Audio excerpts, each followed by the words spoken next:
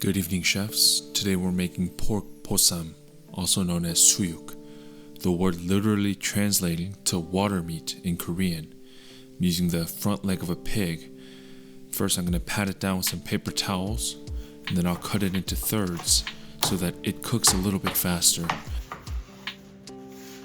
I'm going to generously season with kosher salt, so generous, so liberal, that it might lean progressive. The salt will help season the meat and will draw out any unwanted gaminess, because gaminess is forbidden in Korean food. Next, I'll chop onions into quarters.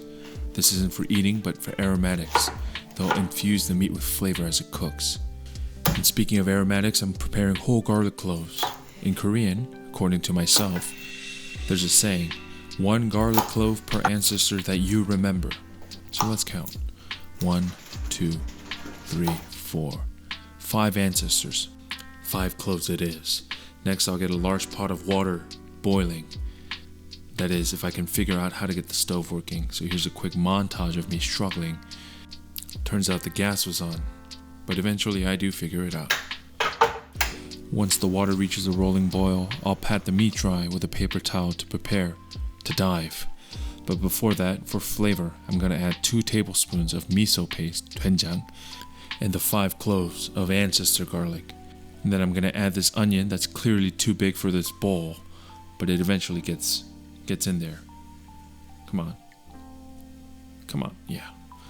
To which I'll throw in the ends of some green onions, some coffee beans, filtered so if you're curious, whole peppercorns, a tablespoon of brown sugar, and a tablespoon of cinnamon.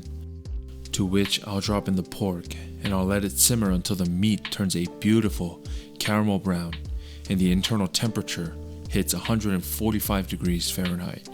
Remember, there is carryover cooking, so don't overcook here. Boiled meat isn't the most forgiving, especially if your cut isn't fatty enough. With that said, I'll remove the pork, put it on a tray, and let it rest for at least 10 minutes before slicing.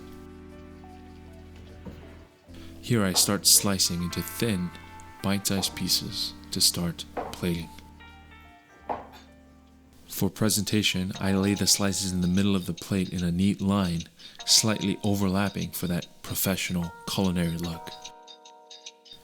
But who am I kidding? I'm definitely eating more than this, and so I pile on more pork. Finally, for garnish, I take sliced green onions, or scallions, whatever you want to call them, and put it on top. And here it is, pork bossam.